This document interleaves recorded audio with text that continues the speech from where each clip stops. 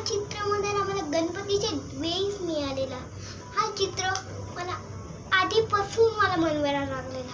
हे चित्र जेव्हा गणपती आला तेव्हा झालं. तेव्हापासून मी या चित्राला जपून ठेवते. हा गणपती केवढा सुंदर आहे.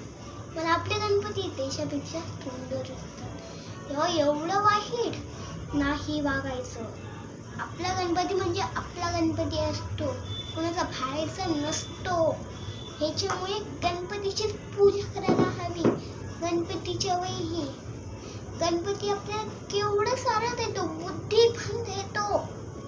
एवढं गणपतीवर उलट बोलायचं काहीच नाही कारण आहे. नुसतं गणपतीचं प्रेम आहे आपल्यावर. आपलं वरदान आहे त्याच्याकडे. आपण प्रार्थना म्हणतो त्याची. कधीतरी